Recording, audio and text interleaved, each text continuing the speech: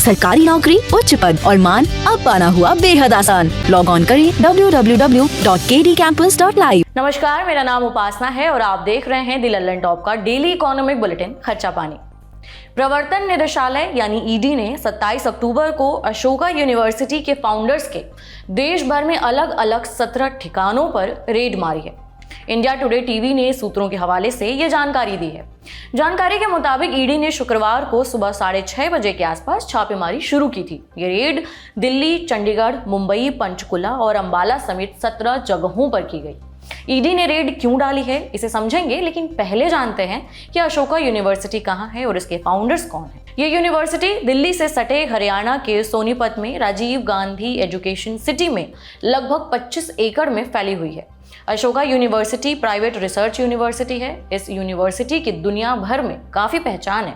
यहाँ देश भर के करीबन 3000 स्टूडेंट अलग अलग विषयों की पढ़ाई करते हैं। यूनिवर्सिटी की वेबसाइट में दावा किया गया है कि यहाँ वर्ल्ड क्लास शिक्षा मुहैया कराई जाती है। पढ़ाई के साथ साथ छात्रों को प्रैक्टिकल नॉलेज भी दिया जाता है। यूनिवर्सिटी के कैंपस का डिजाइन काफी शानदार है। इसे अमेरिकी आर्किटेक्ट पर्किंसन इंस्टमैन ने बनाया है। अशोका यूनिवर्सिटी के फाउंडर्स विनीत गुप्ता और प्रणव गुप्ता हैं। विनीत गुप्ता आईआईटी दिल्ली के पूर्व छात्र हैं। विनीत गुप्ता ने आईआईटी दिल्ली से 1991 में बीटेक की पढ़ाई की थी।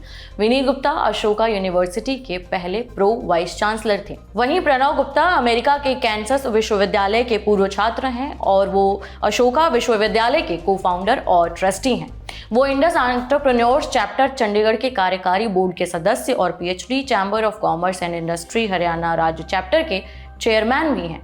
विनीत और प्रणव गुप्ता जाम्बोरी एजुकेशन के संस्थापक भी हैं। ये कंपनी इंटरनेशनल परीक्षाओं की तैयारी कराती है। इसके भारत, मिडिल ईस्ट, सिंगापुर और नेपाल में लगभग 40 ट्यूशन सेंटर हैं। पहली बार अशोका यूनिवर्सिटी तब काफी चर्चा में आई थी जब इस यूनिवर्सिटी के 2 प्रोफेसरों प्रताप भानु मेहता और अरविंद सुब्रमण्यम ने एक के बाद एक इस्तीफा दे दिया था। प्रोफेसर मेहता देश विदेश के कई अखबारों में कॉलम लिखते रहे हैं। अपने लेखों में मेहता इस बात पर मुखर रहे हैं कि मोदी सरकार की नीतियां अभिव्यक्ति की आजादी का हनन कर रही हैं। हाल ही में अशोका यूनिवर्सिटी के असिस्टेंट प्रोफेसर सब्यसाची दास और प्रोफेसर पुलापरे बालाकृष्णन ने इस्तीफा दे दिया था। सब्यसाची दास ने अपने एक रिसर्च पेपर में 2019 के चुनावों में धांधली की संभावना का आरोप लगाया था। अब समझते हैं कि अशोका यूनिवर्सिटी के फाउंडर्स पर ईडी ने छापा क्यों मारा है। दरअसल बिजनेस टुडे की एक रिपोर्ट के मुताबिक ईडी ने एक बैंक फ्रॉड के मामले में विनीत गुप्ता और प्रणव गुप्ता से जुड़े ठिकानों पर मनी लॉन्ड्रिंग के तहत ये कार्रवाई की है। दरअसल विनीत गुप्ता और प्रणव गुप्ता चंडीगढ़ स्थित दवा कंपनी पैराबोलिक ड्रग्स के भी डायरेक्टर और प्रमोटर हैं। इन्होंने ये दवा कंपनी 1996 में बनाई थी। इंडिया टुडे के सूत्रों ने बताया कि सेंट्रल बैंक ऑफ इंडिया के नेतृत्व वाले कंसोर्टियम से कथित तौर पर 1626 करोड़ 74 लाख रुपए की धोखाधड़ी करने के आरोप में सीबीआई ने इन कंपनी के शीर्ष अधिकारियों पर मामला दर्ज किया है। यहाँ कंसोर्टियम का मतलब है कई बैंकों ने मिलकर लोन दिया था। रिपोर्ट के मुताबिक पैराबोलिक ड्रग्स के प्रमोटर्स ने कथित तौर पर आपराधिक साजिश और जालसाजी के माध्यम से बैंकों को धोखा दिया। पिछले साल 2022 में सीबीआई के द्वारा इस मामले में सर्च ऑपरेशन को अंजाम दिया गया था। उसके बाद जनवरी 2022 में करीब 12 लोकेशन पर सीबीआई की टीम ने छापेमारी की थी। छापेमारी के दौरान काफी महत्वपूर्ण सबूतों और दस्तावेजों को इकट्ठा किया गया था। उसी दौरान अशोका यूनिवर्सिटी के फाउंडर्स से जुड़े कई महत्वपूर्ण इनपुट्स जांच एजेंसी के हाथ लगे थे। इस मामले की गंभीरता को देखते हुए जांच एजेंसी प्रवर्तन निदेशालय के द्वारा इस केस को चंडीगढ़ जोन के द्वारा टेकओवर किया गया और मनी लॉन्ड्रिंग एक्ट के तहत मामला दर्ज करके आगे विस्तार से इस मामले में तफ्तीश की जा रही है। काफी शुरुआती इनपुट्स को खंगालने के बाद अब जांच एजेंसी ने छापेमारी की है और तमाम कनेक्शन को ढूंढने का प्रयास कर रही है।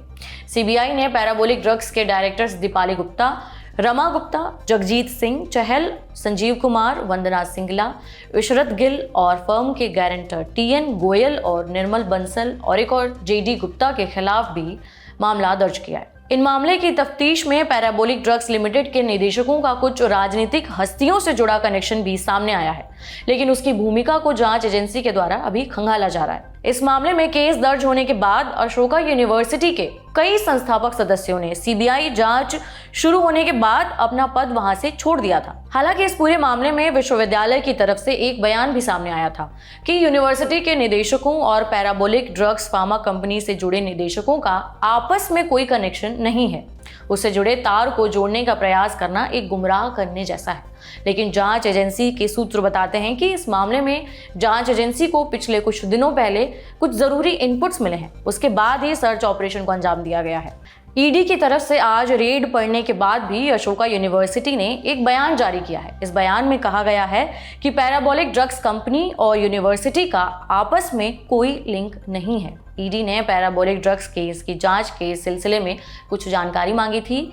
बयान में आगे कहा गया है कि अशोका यूनिवर्सिटी साफ कर देना चाहती है कि पैराबोलिक ड्रग्स का यूनिवर्सिटी के साथ कोई लेना देना नहीं है। कंपनी की जांच चल रही है और उसके साथ यूनिवर्सिटी का बिना किसी आधार के कोई भी नाता जोड़ना गुमराह करने जैसा है।